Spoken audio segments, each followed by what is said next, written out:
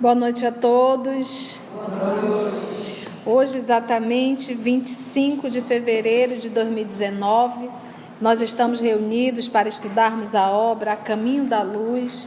Hoje nós iremos iniciar um novo capítulo que retrata o capítulo 13, o Império Romano e seus desvios, tá? Vamos fazer a nossa prece de abertura, agradecermos a Jesus por mais essa oportunidade. Vamos envolver a nossa irmã Estrela para fazer a nossa prece. Amigo Jesus, mestre querido, nós te agradecemos, Senhor, imensamente a acolhida nesta casa. Nós te agradecemos, Senhor, a oportunidade do estudo, onde aqui, Senhor, tantos corações se reúnem com esse mesmo intuito de te buscar através desses ensinamentos. Nós te agradecemos, Senhor, essa irmã, companheira, amiga, que está sempre, Senhor, disposta a nos ajudar, a dividir, Senhor, o pouco que ela já aprendeu. Muito obrigado, mestre amado Jesus, pelo amparo dos amigos espirituais, para que esse trabalho se cumpra conforme o teu planejamento. Assim sendo, Senhor, nós pedimos a permissão para darmos por iniciado o estudo do dia de hoje. Permanece, Senhor, em nossos pensamentos, em nossos corações. Muito obrigada. Então, vamos lá?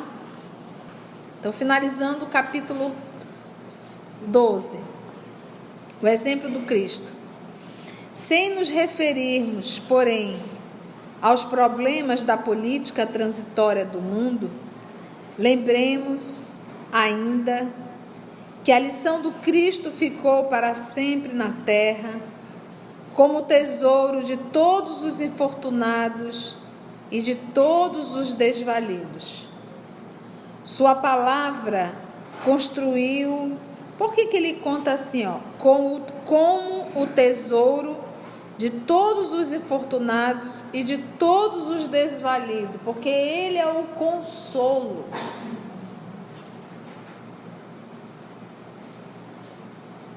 Por isso que ele diz: eu enviarei um outro consolador. Se a gente precisa de consolo, é porque passamos por dores. Sua palavra construiu a fé nas almas humanas, fazendo-lhes entrever os seus gloriosos destinos, que não é na terra. Haja necessidade, tornaremos a ver a crença e a esperança reunindo-se em novas catacumbas romanas para reerguerem o sentido cristão da civilização da humanidade.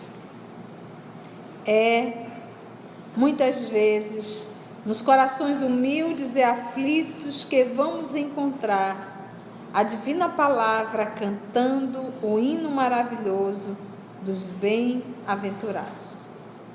E, para fechar este capítulo, lembrando a influência do Divino Mestre em todos os corações sofredores da terra, recordemos o episódio do monge de Manilha, que, acusado de tramar a liberdade de sua pátria contra o jugo dos espanhóis, é condenado à morte e conduzido ao cadafalso, tablado para execução de sentenciados.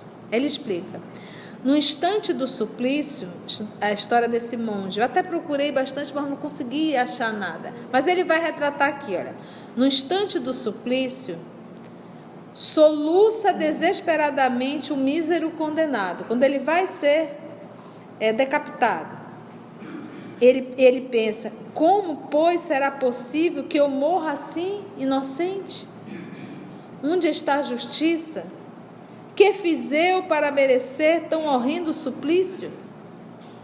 Mas um companheiro corre ao seu encontro e murmura-lhe aos ouvidos: Jesus também era inocente. Passa então pelos olhos da vítima um clarão de misteriosa beleza, secam-se as lágrimas e a serenidade lhe volta ao semblante macerado. E quando o carrasco lhe pede perdão, antes de apertar o parafuso sinistro, ei-lo que responde resignado: meu filho, não só te perdoo, como ainda te peço cumpras o teu dever. Então você vê só, no momento de é assim realmente a nossa vida. No momento do desespero, a gente começa a ter uma visão muito no horizontal. E esse irmão, quando veio, disse: olha, Jesus também era inocente. Fez com que ele mudasse a visão do horizontal e passasse a enxergar de uma forma vertical. Então, quando a gente deixa de olhar de forma horizontal, quando a gente olha só no horizontal, toda dor toma uma potencialidade muito grande. Aquilo se torna muito grande, muito difícil. Mas quando nós começamos a fazer esse movimento de olhar na vertical, o horizontal ele deixa de ter tanto valor assim. Foi o que ele fez. Foi o que ele fez. Então, nós entendemos. E olha, a gente só cresce nas dificuldades. A gente só cresce nas dificuldades. Porque eu posso até aprender, mas é nas dificuldades que a lição vai se fixar. Se eu consigo resistir à dificuldade, às tentações, às influências negativas, aos tormentos internos, aos desafios constantes, isso me torna forte, isso me torna maduro. Mas se eu não passar por nenhuma prova, como é que eu vou saber se eu sou maduro? Entendemos? A história do monge de Manilha, né? Alguma pergunta, alguma colocação dentro do nosso tema? Não? Então vamos para o Império Romano? Então, para nós entendermos a abordagem de Emmanuel sobre os desvios romanos, nós realmente temos que fazer essa viagem curta, né? Então pegamos algum material, fizemos algumas pesquisas, fizemos um resumo, bem resumo mesmo, para nós entendermos um pouco esse caminhar de Roma, tá? Bora lá? O Império Romano foi o período pós-republicano da antiga civilização romana, caracterizada por uma forma de governo autocrática, liderada por um imperador e por extensas possessões territoriais em volta do mar Mediterrâneo na Europa, África e Ásia. A república que o antecedeu ao longo de 5 séculos encontrava-se numa situação de elevada instabilidade, na sequência de diversas guerras civis e conflitos políticos, durante os quais Júlio César foi nomeado ditador perpétuo e assassinado em 44 antes de Jesus, antes de Cristo, tá? Então o primeiro foi quem? Júlio César, tá? Antes de Cristo, ok? As guerras civis culminaram na vitória de Otávio. Quem era o Otávio? Filho adotivo de Júlio César, tá? Sobre Marco Antônio e Cleópatra. Entendemos aí? Tivemos o nosso Júlio César, que foi nomeado, né? Ele não tinha filho, mas o Otávio, filho adotivo dele, foi nomeado, acabou, né? E teve uma vitória sobre Marco Antônio e a Cleópatra na Batalha de Actium, 31 a.C., tá? Detentor de uma autoridade inquestionável, o nosso querido Otávio, em 27 a.C., o Senado romano atribuiu a Otávio poderes absolutos e o novo título, Augusto, assinalando desta forma o fim da República. Agora vem.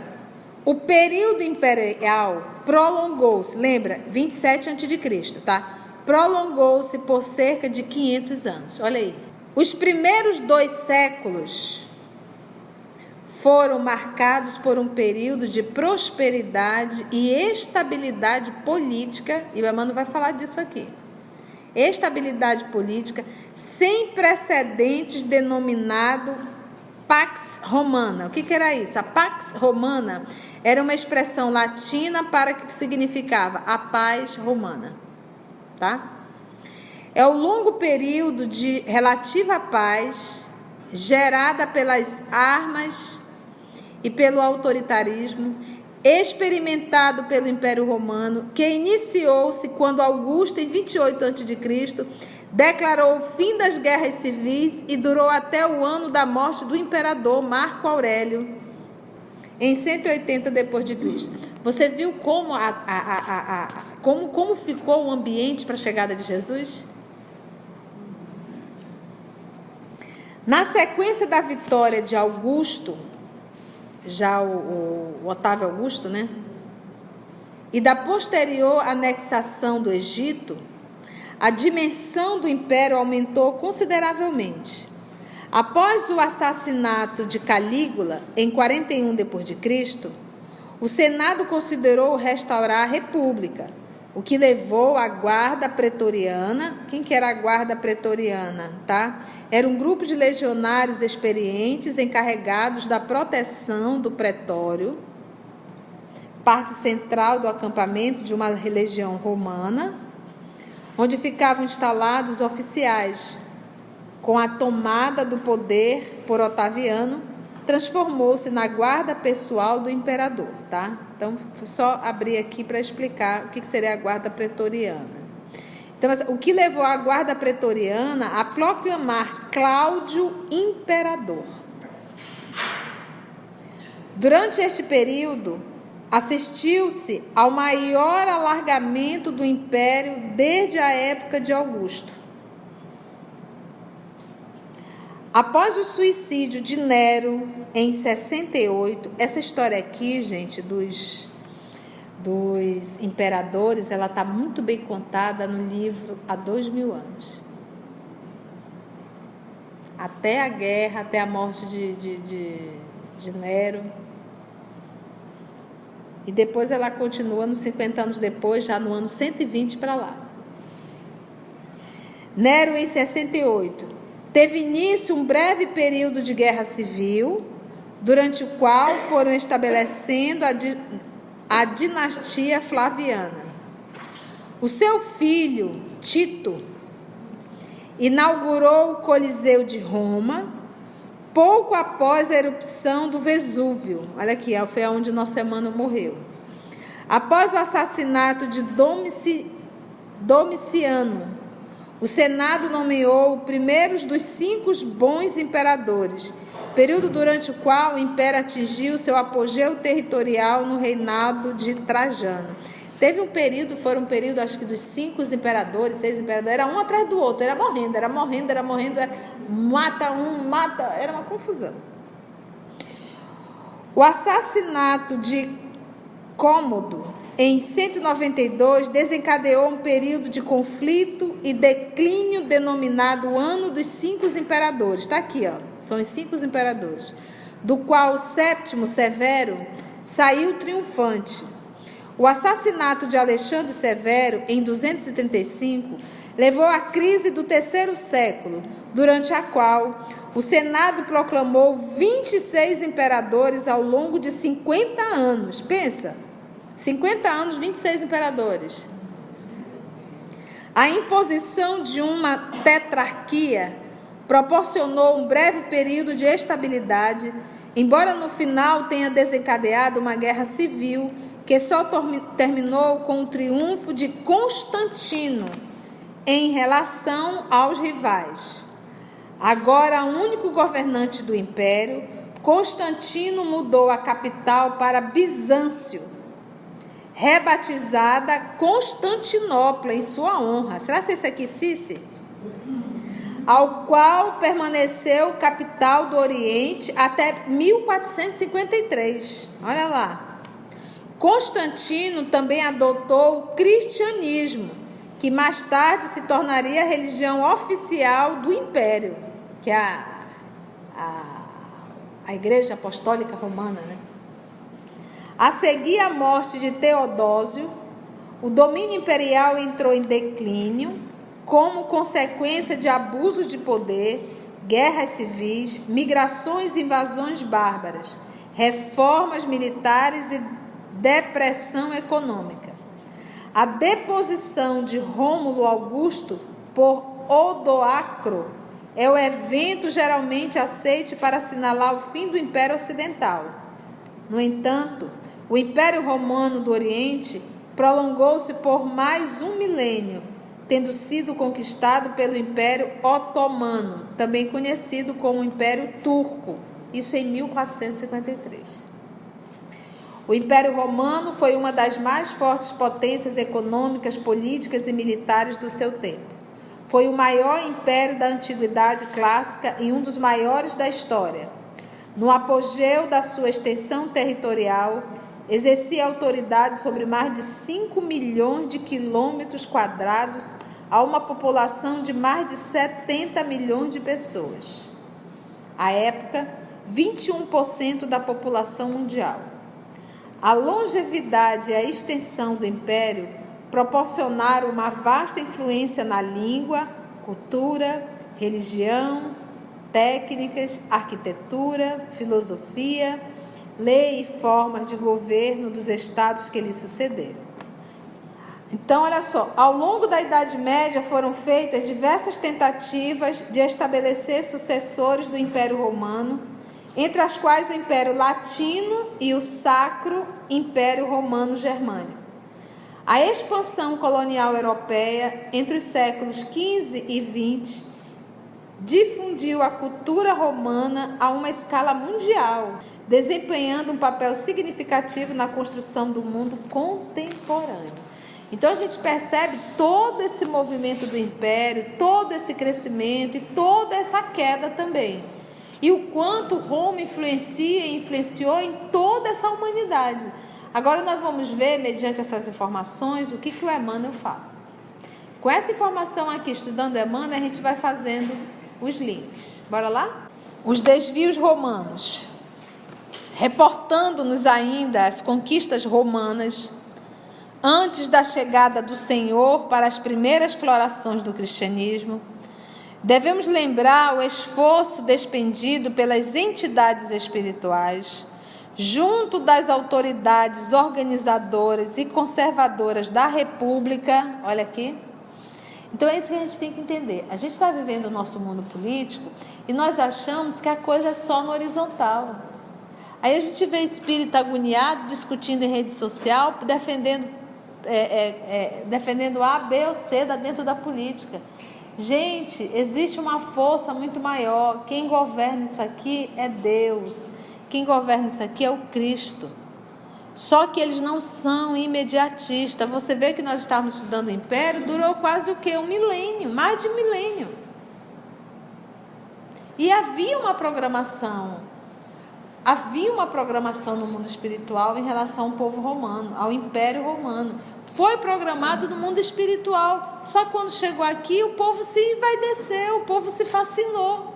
Como todos nós saímos com compromissos do mundo espiritual e chega aqui a gente se fascina e põe tudo a perder. Devemos lembrar o esforço despendido pelas entidades espirituais, junto das autoridades organizadoras e conservadoras da República, no sentido de orientar-se à atividade geral para um grande movimento de fraternidade e de união de todos os povos do planeta. Olha aqui, olha. Qual era o propósito? Organizadores e conservadores da República, no sentido de orientar-se à atividade geral para um grande movimento de fraternidade e de união de todos os povos do planeta. Por exemplo, Saulo de Tarso tinha cidadania romana? Por que ele tinha cidadania romana?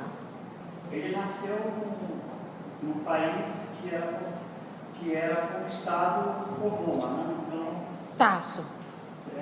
Era administrado. Então, uma vez você nascendo, e ali Roma já estava administrando, ela dava a cidadania romana. Então, você vê que o movimento de Roma não era de excluir, era de incluir. E a ideia era essa mesmo. Então, é como se Tarso pertence a Roma, é uma extensão. Tanto é que o imperador mandava um governador. Mantinha as pessoas, o rei que poderia existir, mas o rei naquele momento era menor do que o imperador. Por exemplo, quando a gente estuda ali a Palestina, que nós vamos estudar quem era o governador da Palestina, quem era o governador de Jerusalém, representante de César, Pilatos. Então, uma vez nascendo, eles passavam a ter cidadania romana. E Paulo tinha essa cidadania. E o objetivo era exatamente esse, era a união, não haveria barreiras, não haveriam países, seríamos todos um só povo, uma só nação. Se nós quiséssemos ir para um outro país, nós não precisaríamos de passaporte nem nada, teríamos entrada livre. Então, essa era a programação da espiritualidade em relação a Roma. Por isso essa ideia de ir, administrar, construir ali um reinado e a partir daquele momento ir conduzindo todo aquele trabalho, todo aquele povo. Então, olha só, um grande movimento de fraternidade e de união de todos os povos do planeta. Por isso a palavra evangelho, né? Evangelho, era a boa notícia. E Roma pregava o evangelho, que seria a boa notícia, né? Roma levava a administração, a parte política. Ela só não interferia na parte religiosa de cada povo. Olha aí que interessante, a fraternidade. Por isso que Pilatos estava lá, mas não interferia nada em relação à cultura judaica. Os judeus não iam à sinagoga, mas tinham os soldados lá para levar a segurança, a harmonia, para que não viesse. Se tivesse briga ou alguma coisa, estava lá um soldado romano. Por isso, no Império, no templo romano, no templo de Jerusalém, perdão, existia um número de soldados romanos muito grande lá dentro. Por isso aí a interrogação, será que Jesus realmente teve o chilique, saiu derrubando tudo? Se ele verdadeiramente tivesse feito esse movimento, ele teria sido preso no ato. Porque ele estaria fazendo uma baderna, estaria colocando a vida das pessoas, e não é nem concebível ver um Jesus estressado daquele jeito.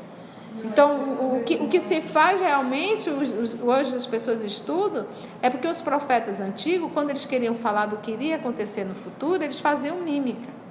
Então, na verdade, Jesus fazia a mímica da destruição do templo, que no ano de 60 e pouquinho, ele virou pó.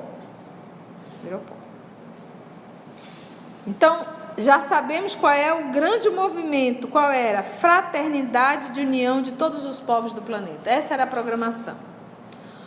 Os pensadores que hoje sonham a criação dos Estados Unidos, do mundo, sem os movimentos odiosos das guerras fratricidas, né, que mata irmãos, podem sondar os desígnios do plano invisível naquela época. A Grécia havia examinado, na medida do possível, todos os problemas transcendentes da vida. Nas suas lutas expiatórias, transferir as suas experiências e conhecimentos para a família romana, então apta para as grandes tarefas do Estado. A força de educação e de amor. Poderia esta última, quem é a última? Poderia esta última unificar as bandeiras do orbe. Olha aí, mais uma vez o tema unificação. Não, em nenhum momento nosso Senhor Jesus queria dividir, queria sim unificar. Se existem as divisões, os países, por uma fragilidade humana, não descuido de Jesus. Mas lembra que existe livre-arbítrio e que ele respeita porque é uma lei. Mas cada um sofre as consequências das suas escolhas.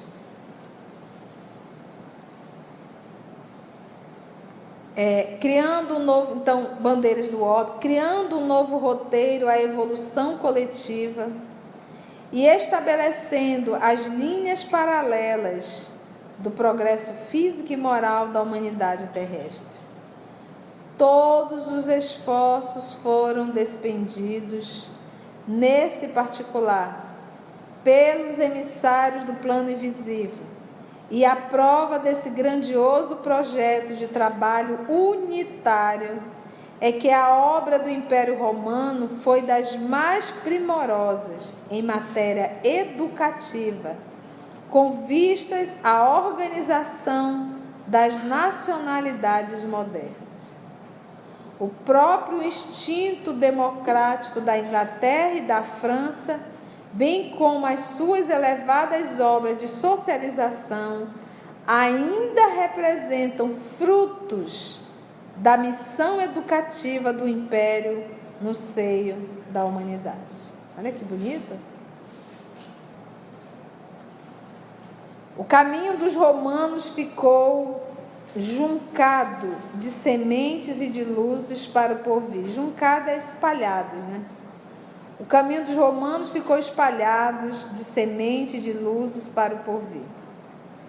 A realidade, contudo, é que, se os mensageiros do Cristo conseguiram a realização de muitos planos generosos no seio da comunidade de então, não podiam interferir na liberdade isolada da grande maioria dos seus membros. Não podiam interferir, o que é? Respeitando realmente o livre-arbítrio.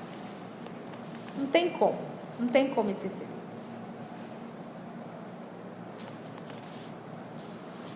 Quando a gente vê um Emmanuel dizendo volta, Chico, e Chico obedecendo, muito dócil, é porque se tratam de duas almas muito nobres. Então não havia maldade no coração do Chico. Por isso a interferência de Emmanuel constantemente. O nosso caso não é, nós não somos Chico, nós somos aprendizes ainda. E para aprender é necessário nós fazermos escolhas e sofrermos as consequências das nossas escolhas. Mas isso não quer dizer que nós estejamos desamparados. Nós estamos amparados e recebemos muitas influências dos nossos anjos da guarda e do guia espiritual, mas quase sempre a gente não quer ouvir. E o que eles fazem? Respeito.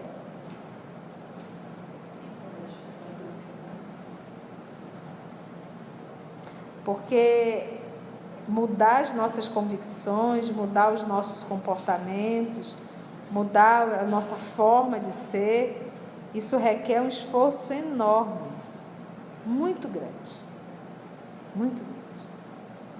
Por isso que o apóstolo Paulo, ele é apontado, e Maria de Magdala também é apontado no Evangelho como a maior mudança que eles fizeram.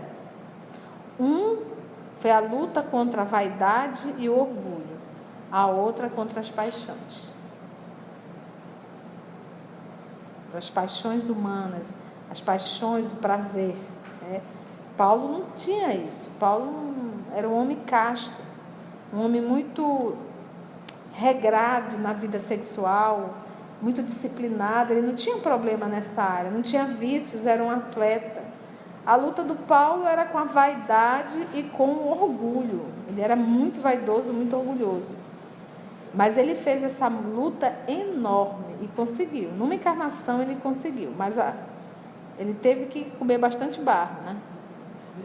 Teve que comer bastante barro. Até aí está tudo bem? Vamos ver os abusos da autoridade e do poder? Só mais esse, tá, gente? Porque eu sei que é muita informação na cabeça. Em breve, os abusos da autoridade e do poder embriagavam a cidade valorosa. Olha O que destrói se não o abuso do poder? Em tudo. Toda a sede do governo parecia invadida por uma avalanche de forças perversoras, destruidoras, das mais baixas esferas dos planos invisíveis. Que é aquilo que nós vamos estudar lá no livro Libertação. Espíritos perversos também programam reencarnação. E o papai deixa. Do jeito que uma falange se une para implantar o bem, uma falange se reúne para não permitir essa plantação. E o pai os utiliza como professores. Professores, de certa forma, para nós aprendermos a não seguir o mal. A família romana, cujo esplendor espiritual conseguiu atravessar todas as eras, e olha que foram muitas, vocês viram? Cujo esplendor espiritual conseguiu atravessar todas as eras, iluminando os agrupamentos da atualidade, parecia atormentada pelos mais tenazes inimigos ocultos, que, aos poucos, lhe minaram as bases mais sólidas. Minaram, que é aquilo que a gente costuma falar. Hoje, esses inimigos ocultos estão também inseridos. Educação, na arte e na religião. E quase sempre como líderes. Por quê? Lembra que esses irmãos que se comprazem em fazer o mal e se colocam na condição de inimigos da causa, eles são muito inteligentes. Não é pouco não, são muito inteligentes. Então eles dizem assim, vem cá, quais são os agrupamentos que nos trazem maior entrave para o trabalho que nós vamos realizar da implantação do mal na Terra? Olha, é a educação, porque uma educação imoral, a gente acaba... E outra, existe uma programação muito grande de espíritos chegando à Terra para cumprir missões maravilhosas no bem, nesse período de transição. Por isso o ataque às bases. Então, a educação atacada. E aí nós vimos agora recentemente discussões. Primeiro foi tirar o ensino profissionalizante aqui do nosso país. Tá? Os jovens ficam a ver navio sem saber para onde vai. Ainda há pouco estava discutindo gênero nas escolas. Coisas assim, mas coisas assim. A nossa arte é uma decadência. Ah, que saudade de Tom Jobim. Tirar os esportes também. Deixa de ser... Tirar os esportes da escola, mais isso. E para quem tem uma condição financeira, é uma escola conteudista que está surtando muitos jovens.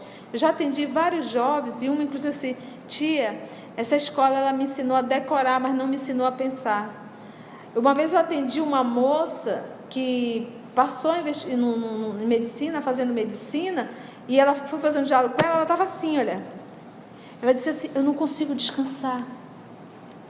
Eu não consigo descansar, para mim eu tenho que estudar, A moça está surtada.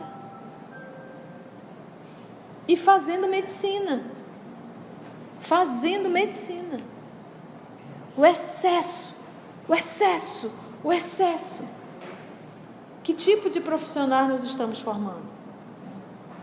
E a religião, essa decadência. A religião virou um meio profissional. As pessoas ganham dinheiro, manipulam pessoas. Mesmo nós, dentro da instituição espírita, nós não ganhamos dinheiro, mas disputamos cargos. Colocamos as diretrizes acima do ser humano. Então, esses irmãos estão como líderes. assumem papéis que são importantíssimos dentro de uma instituição religiosa, que são importantíssimos dentro da cultura, que são importantíssimos dentro das escolas e da educação. Então ele diz, a família romana, vou repetir, tá?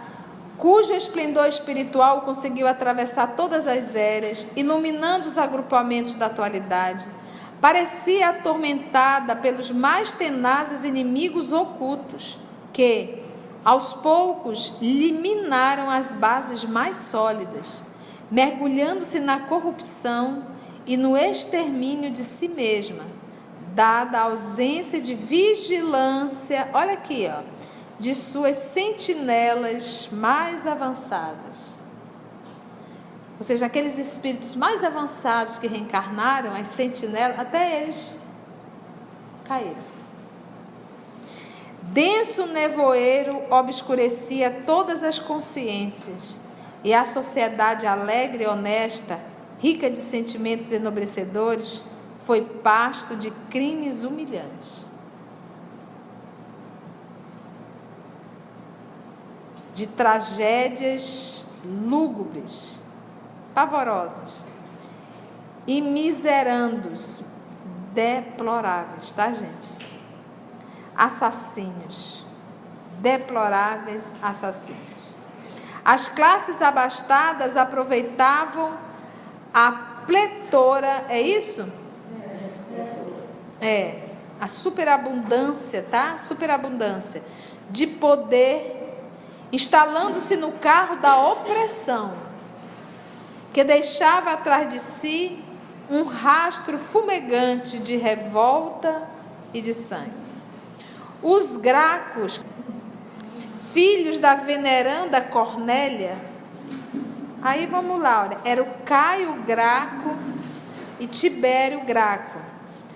Cornélia africana, ela é de 190 a.C., foi uma matrona romana do século II a.C., mãe dos irmãos Gracos, conhecida pela sua virtude e força de caráter.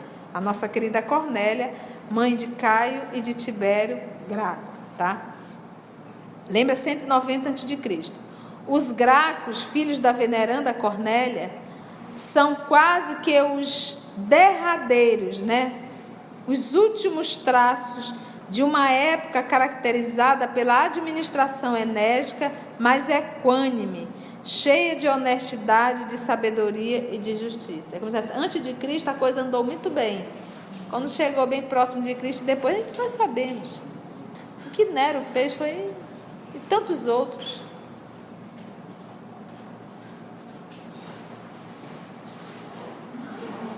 Foi bom, gente, o nosso estudo?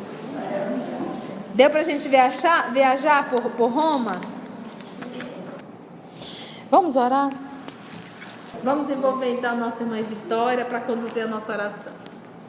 Senhor Jesus, queremos te agradecer por esses breves instantes que tu permites que a gente chegue até esta casa, que, como o nome diz, é um porto de luz, para aprendermos sempre um pouquinho mais das tuas lições de amor.